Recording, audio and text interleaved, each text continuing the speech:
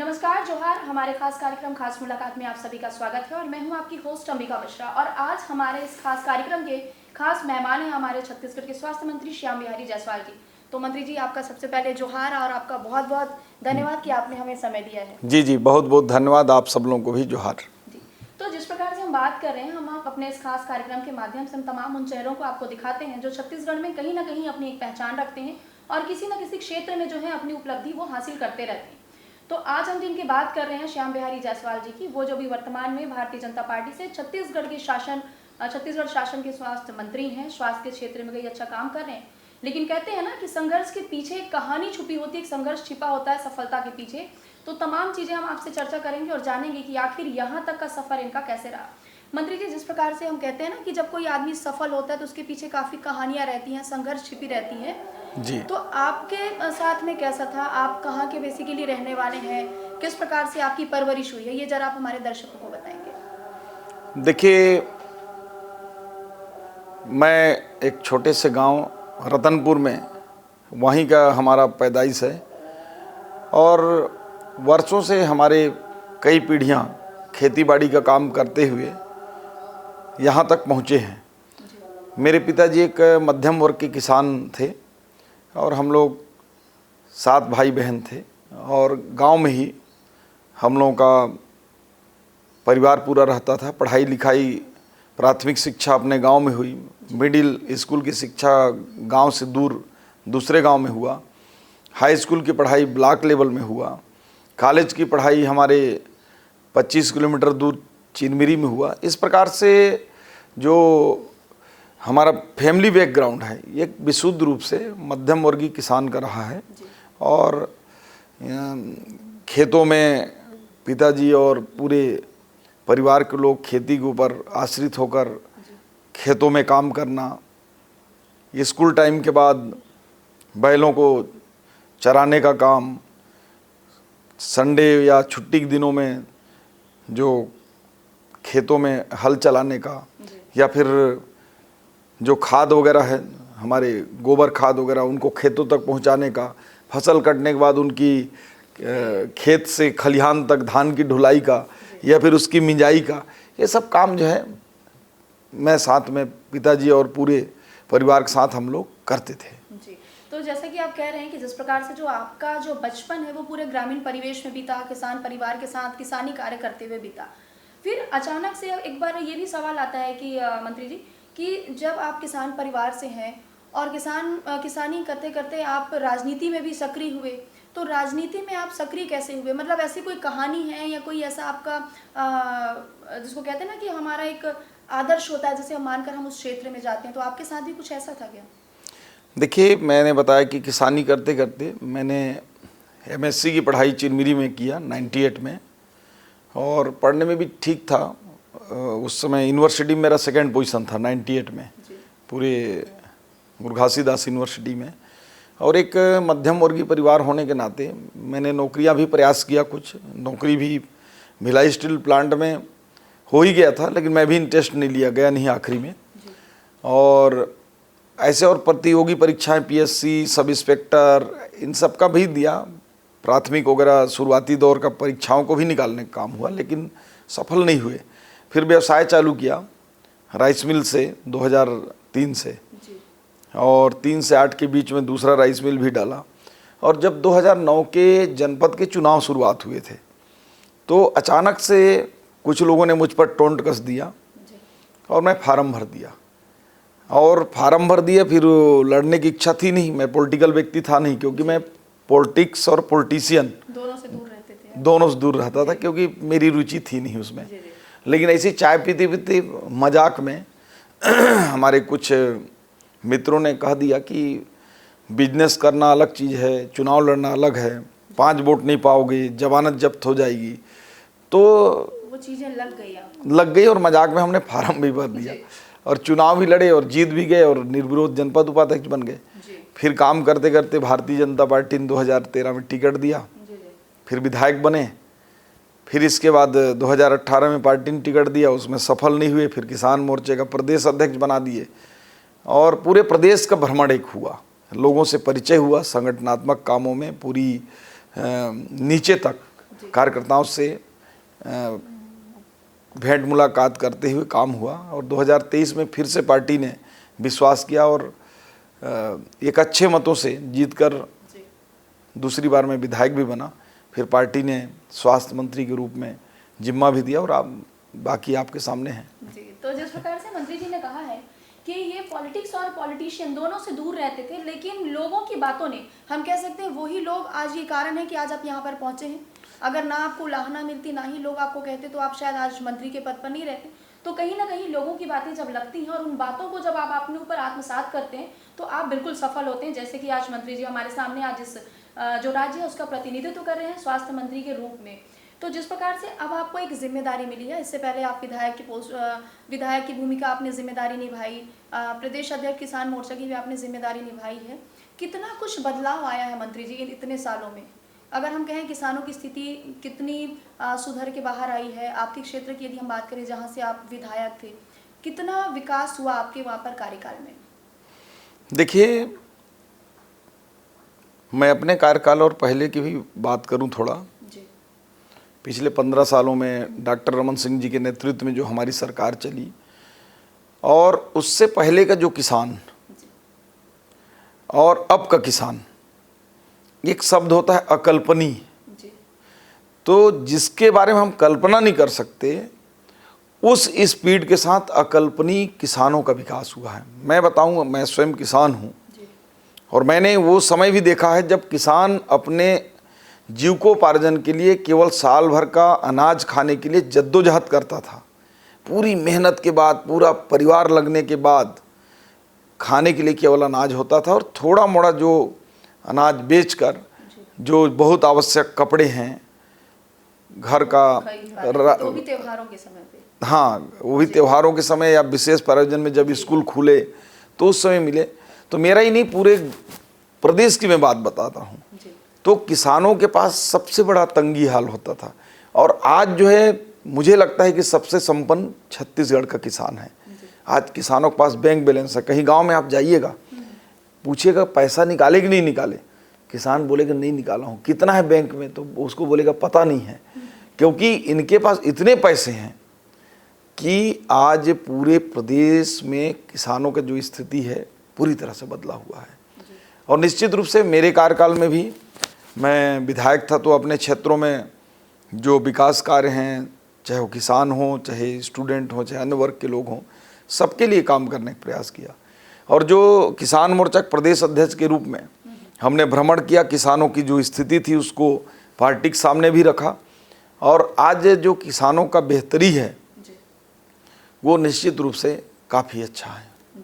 तो जिस प्रकार से प्रदेश में किसानों की जो स्थिति है वो सुधरी है, क्योंकि हम बात करते हैं, क्योंकि कहा जाता है किसान जो होते हैं वो भारतीय अर्थव्यवस्था की रीढ़ की हड्डी कहलाते हैं और उन्हीं के दम पे ही जो भारत जो है लगातार जो है विकास की राह पर आगे बढ़ रहा है। और किसानों की अगर स्थिति जिस राज्य में, जिस प्रदेश में अगर अच्छी है तो वो निश्चित ही वो राज्य उत्तरोत्तर वृद्धि करता जाता है। हम देख रहे हैं लगातार मंत्री जी कि हमारा छत्तीसगढ़ की अब एक हमारे छत्तीसगढ़ की एक पहचान बनती जा रही है। अंतर्राष्ट्रीय स्तर पर लोग उन्हें जान रहे हैं, चाहे हम स्वास्थ्य सुविधाओं में कहें या फिर हम जल जीवन मिशन की बात करें, यदि हम सिंचाई की बात करें, तमाम ये चीज़ें, सुविधाएं जो है अब हमें यहाँ के लोगों को मिल रही हैं।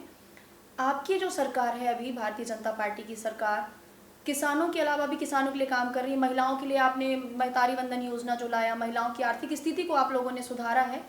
अब इसके बाद अगला उद्देश्य क्या रहेगा, किस प्रकार से और आप लोग काम करेंगे? देखिए, किसी भी राष्ट्र का या राज्य की जो बैकबोन होता है वो किसान ही होता है। क्योंकि भारत की ही बात करें तो ओवरऑल किसान या एग्रीकल्चर प्रोडक्ट, किसान या किसान से उपजाई हुई जो उत्पादन है उस पर आधारित उद्योग, ये 75% सिर्फ कृषि सेक्टर का है और किसान सबसे महत्वपूर्ण है।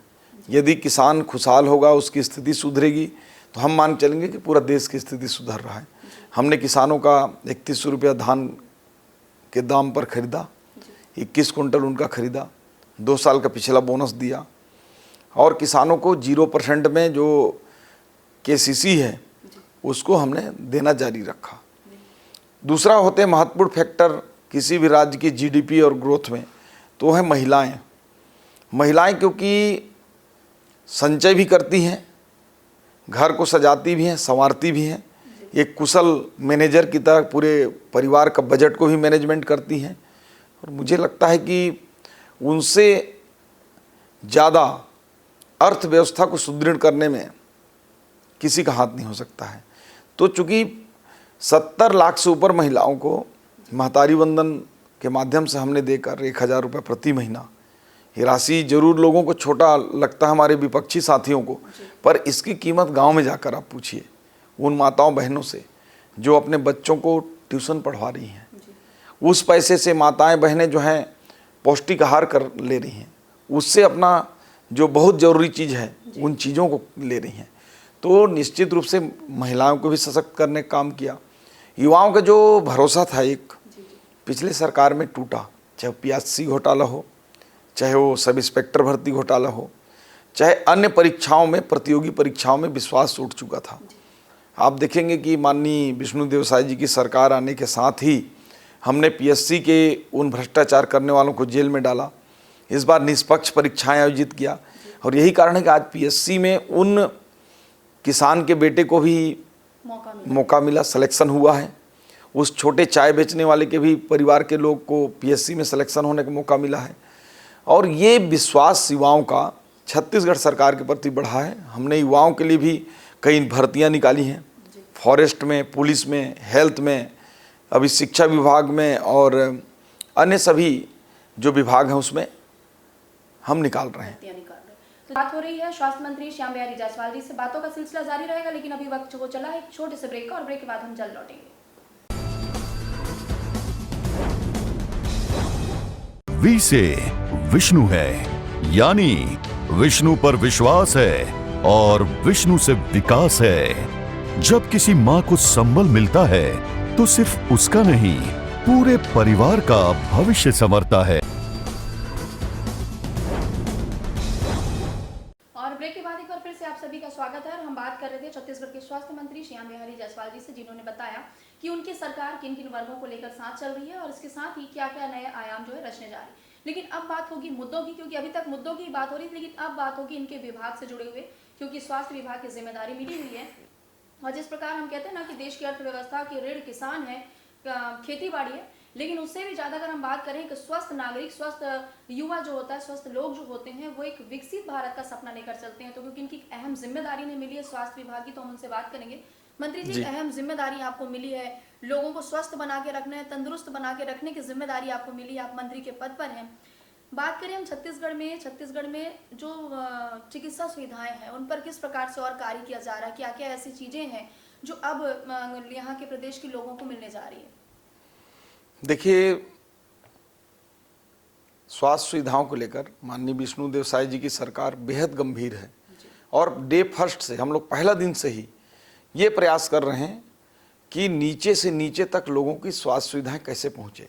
मैं एकदम दूरस्थ अंचल बस्तर की बात करूं तो जो चिंता गुफा कभी नक्सलियों की गढ़ के रूप में माना जाता था, उस चिंता गुफा में हम लोगों को भारत सरकार का जो राष्ट्रीय प्रमाणन सर्टिफिकेट है, एनक्वास सर्टिफिकेट मिला।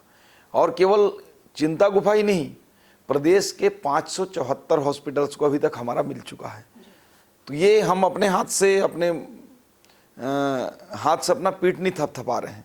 ये भारत सरकार की एक स्वतंत्र एजेंसी है जो जांच करती है, नंबर देती है, ग्रेडिंग करती है, उसके आधार पर हमको इतना मिला है। इसके ऊपर जब हम आएंगे तो देखेंगे कि हमारे चाहे प्राथमिक स्वास्थ्य केंद्र हो, चाहे सामुदायिक स्वास्थ्य केंद्र हो, चाहे जिला मुख्यालय के केंद्र हो, पहले से कहीं भी आप पता कर लीजिए, IPD और OPD दोनों की गुणवत्ता में काफ़ी सुधार हुआ है, संख्या भी बढ़ी है। लोगों का सरकारी हॉस्पिटलों के प्रति जो एक रेफरल सेंटर का जो टैग लगा था उसको हमने ख़त्म किया है। बड़े संस्थानों की बात मैं करूं तो हमारे टर्सरी सेंटर में सबसे पहले तो हमने जो 10 मेडिकल कॉलेज अभी तक बने, 1 से 10 डॉक्टर रमन सिंह जी के नेतृत्व में बना, और 5 सालों में एक भी मेडिकल कॉलेज नहीं बन पाया। हम 5 मेडिकल कॉलेज स्वीकृत किए, 1.5 गुना। आज़ादी के बाद से अभी तक कुल 8 नर्सिंग कॉलेज छत्तीसगढ़ में, हमने 12 नर्सिंग कॉलेज स्वीकृति किया। अब 20 होंगे, जो पहले से 2.5 गुना होगा, 2.5 गुना नर्सिंग कॉलेज। एक फिजियोथेरेपी कॉलेज थी, हमने 6 नया इस बार प्रस्ताव में लिया है, बजट में लिया है, 6 खुलेंगे। 2 मेंटल हॉस्पिटल जगदलपुर और मनेंद्रगढ़ में, 100 बेड हमने सेंद्री का बढ़ाया। इसको लेकर लोग मजाक उड़ाते थे कि ये मेंटल हॉस्पिटल खोल रहे हैं। तो मेंटल हॉस्पिटल केवल पागलों का इलाज नहीं होता, उसमें सामान्य व्यक्ति भी मानसिक रूप से आज के समय में खान पान, तनाव हैं, कई प्रकार की बातों को लेकर, तो एक हेल्दी माइंड के लिए वो आवश्यक है। हमने 4 योग और नेचुरोपैथी का हॉस्पिटल इस बार किया ताकि लोग हेल्थ के साथ वेलनेस भी प्राप्त कर सकें।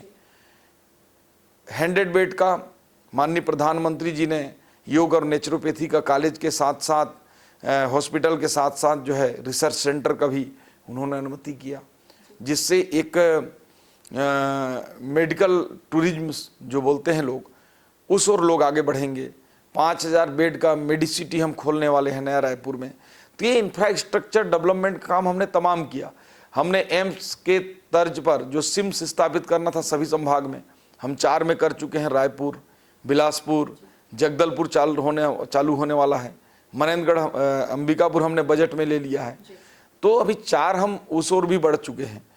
लेकिन इंफ्रास्ट्रक्चर के साथ साथ, चाहे वो 700 करोड़ का सिम्स का नया भवन बनना हो, चाहे मेकाहारा में मरीजों की बढ़ती हुई संख्या को देखकर, जब हमारी सरकार बनी उस समय से अभी तक 2 से 2.5 गुना मरीज बढ़ चुके हैं।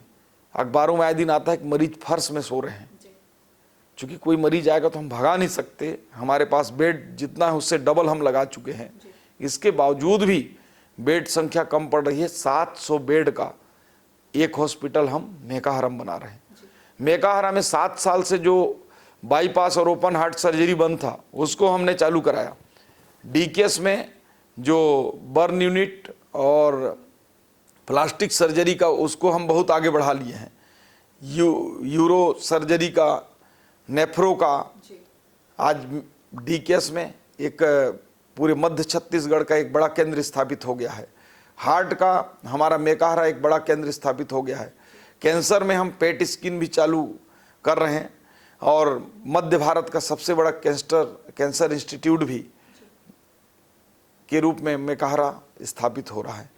इस लिहाज से हम देखेंगे तो जो हेल्थ विभाग कांग्रेस के समय 5 सालों में वेंटिलेटर में चली गई थी, आईसीयू में चला गया था, उसको हम आईसीयू और वेंटिलेटर से निकालकर सामान्य रूप से चला रहे हैं। अब जल्द ही स्वास्थ्य व्यवस्थाएं पटरी पर दौड़ने भी लगेंगी, क्योंकि चाहे इंफ्रास्ट्रक्चर हो, चाहे डॉक्टरों की कमी हो, डॉक्टरों की बेहद कमी, स्पेशलिस्ट की कमी को हमने दूर करने के लिए उनके सैलरी में 1.5 से 2.5 गुना तक बढ़ोतरी किया है। अभी पीएससी से भी हम 700 डॉक्टरों की भर्ती कर रहे हैं। हमने एनएचएम से 500 करीब डॉक्टरों की भर्ती इन 1.5 सालों में किया। करीब 3000 हेल्थ वर्कर हमने एनएचएम से भर्ती किया। तो इस प्रकार से आज पूरे प्रदेश में स्वास्थ्य विभाग की स्थिति काफ़ी अच्छी है। लोगों का आयुष्मान से इलाज हो रहा है। जब हम सरकार संभाले तो प्राइवेट हॉस्पिटल्स आयुष्मान से इलाज करना बंद कर रहे थे। आज किसी भी हॉस्पिटल का मार्च तक का देनदारी 1 रुपये नहीं बचा है। हमने पाई जो प्राइवेट हॉस्पिटल्स उनके पैसे दे दिए। आज आयुष्मान से इलाज हो रहा है, जनता खुशहाल हो रहा है। इसके बावजूद भी पैसे कम पड़ते हैं तो मुख्यमंत्री विशेष सहायता से हम लोगों की इलाज करा रहे हैं। अभी जैसे कि कुछ दिनों पहले मंत्री जी आप एक समाधान शिविर में गए थे, बलौदा बाजार है वो जगह शायद, आपने वहाँ पर एक घोषणा की थी कि बहुत ही जल्द जो मेडिकल सुविधाएं हैं, विशेषज्ञ जो डॉक्टर हैं उनकी भी आप नियुक्ति करने वाले। तो लगातार ये सौगात जो है लोगों को, छत्तीसगढ़ के लोगों को आप दे रहे हैं। आगे जिस प्रकार आपने तो सारी चीज़ें बता दी विभाग का कैसा होगा, और आपने मेकाहारा हॉस्पिटल का जिक्र आपने किया था। एक समय था मैं भी यही सोचती थी कि मेकाहारा में जो जाता है वो वापस जिंदा लौट के नहीं आता है, लेकिन अब वो चीज़ें जो है धीरे धीरे वो वहाँ से जो लोगों के भ्रम है वो टूट गए हैं। मेकाहारा में स्वास्थ्य सुविधाएं जो हैं वो बढ़ रही हैं। आपने कहा कि 700 बिस्तरों का अस्पताल वहाँ पर फिर से बनाया जाएगा, एक एक्स्ट्रा वहाँ पर बिल्डिंग बनाई जाएगी। हमारे जो छत्तीसगढ़ के जो लोग हैं जो मेकाहारा आते हैं, अपने इलाज के लिए आते हैं, आप उन्हें क्या कहना चाहेंगे? क्योंकि लगातार सुविधाओं में विस्तार हो रहे हैं और उनके मन में एक भ्रम है वो भी धीरे धीरे दूर होता जा रहा है। तो तमाम चीज़ें आपने कहा, कैंसर, पेट कैंसर का वहाँ पे हुआ था, ओपन हार्ट सर्जरी की तमाम सुविधाएं आपने दे दी हैं। आगे किस प्रकार से और कार्य होंगे मेडिकल कॉलेज की देखिए, आपको सौगात दी? हम सुविधाओं का विस्तार तो कर ही रहे हैं, कितने कम समय में बता पाना भी कठिन है। जी। हम कई और ऐसी चीज़ स्वीकृत की हैं जिसको अभी पूरा नहीं बता पाए, उसको बताने के लिए समय लगेगा। जी। लेकिन एक चीज़ है, सुविधाएं हम विस्तार कर रहे हैं, डॉक्टर्स भी भर्ती कर रहे हैं। जो लोगों के मन में सरकारी हॉस्पिटलों के प्रति जो बैठ रखा है कि वहाँ इलाज नहीं होंगी, जैसे आपने बताया कि आपके दिमाग में था कि वहाँ जो जिंदा जाएगा वापस नहीं आएगा, तो आज सबसे बड़ा हमने एक बड़ा काम कर पाए हैं कि जो सरकारी हॉस्पिटलों के प्रति लोगों का विश्वास जी। वो हम अर्जित कर पाए हैं 1.5 सालों में। और आज लोग पर्याप्त संख्या में सरकारी हॉस्पिटलों में जा रहे हैं। जैसे मेकाहारा में 2.5 गुना ज़्यादा क्षमता से लोग वहाँ एडमिट हो रहे हैं। डीकेएस में हम भर्ती नहीं कर पा रहे हैं।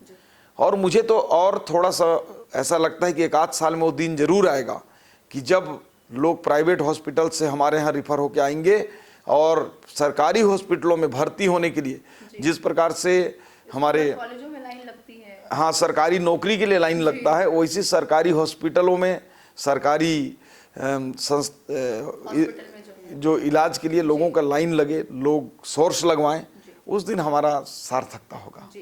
तो सार्थकता की बात चल रही है, इसी सार्थकता से जुड़ा हुआ एक अंतिम सवाल आपसे है। मंत्री जी, आपके क्षेत्र के जब लोग आपसे मिलने आते हैं यहाँ पे, पहले वो एक विधायक के रूप में आपसे मिलते थे, किसान मोर्चा के अध्यक्ष के रूप में मिलते थे, लेकिन आज वही आपके ग्राम के लोग आपसे एक मंत्री के रूप में मिलते हैं, सारे लोग आपसे मिलते हैं, उस समय आपके मन की अनुभूति क्या होती है? उस समय आपको कैसा लगता है?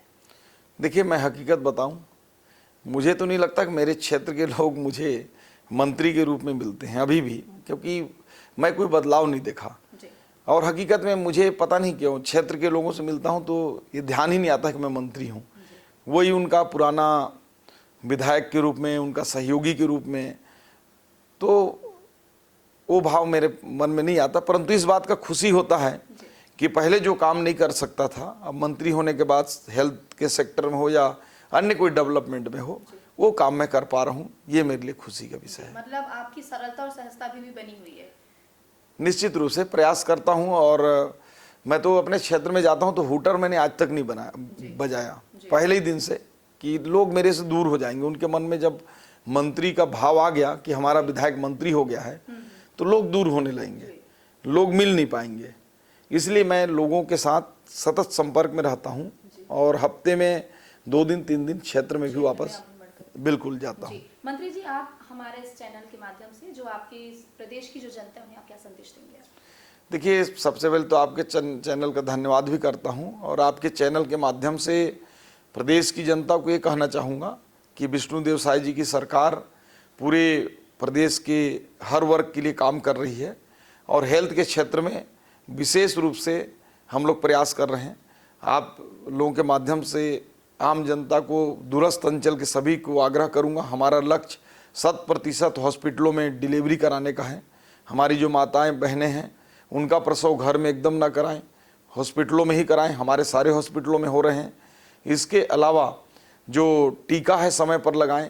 अभी बारिश आने वाली है, उससे पहले जो कुआं हैं, अपने खुले जल स्रोत हैं, उनकी सफाई कर लें, क्लोरीन की गोली डाल दें। और जो पानी जहाँ जहाँ जाम हो रहा है, विशेष रूप से जो बस्तर के क्षेत्र हमारे जो अनकंट्रोल हो जाते हैं मलेरिया के समय, तो अभी से पानी निकासी का साधन रखें और घर के पास कचरा न जमा होने दें। और छोटे छोटे चीज़ों से, जो सुबह जैसे योग करना, समय पर उठना, ऋतु के अनुसार भोजन करना, इन छोटे छोटे चीज़ों को जीवन में ध्यान रखें। यही मैं संदेश देना चाहूँगा। तो यहाँ पर एक अपील के साथ साथ इन्होंने एक संदेश भी दिया है कि आने वाले समय में, क्योंकि ये बारिश का दिन है, संक्रमण का महीना होता है, इसमें संक्रमण से बचने के लिए तमाम वो उपाय आपको करने होंगे जो मंत्री जी ने बताए हैं। और समय समय पर जो स्वास्थ्य विभाग है वो भी यहाँ पे जागरूकता शिविर लगाता है, तमाम चीजें करता है और आपको संक्रमण से बचाता है। तो इस प्रकार से और लगातार हमारी बातें होती रहें, क्योंकि अभी मंत्री जी ने गागर में सागर भरने का काम किया है, क्योंकि इनका विभाग इतना बड़ा है कि हम 20 मिनट के प्रोग्राम में हम बात नहीं कर पाएंगे। लेकिन अगली बार फिर से मुलाकात होगी मंत्री जी से। और आज हमारे इस खास कार्यक्रम में खास मुलाकात हमने किया है छत्तीसगढ़ के स्वास्थ्य मंत्री श्याम बिहारी जायसवाल जी से। तो मंत्री जी, एक बार आपका फिर से आभार, धन्यवाद कि आपने अपना कीमती समय दिया है। और अगले किसी एपिसोड में हम फिर अगले एक खास चेहरे से मिलेंगे। तब तक आप मुझे यानी कि अपनी होस्ट अंबिका मिश्रा को इजाजत दें। नमस्कार, जोहार। जोहार।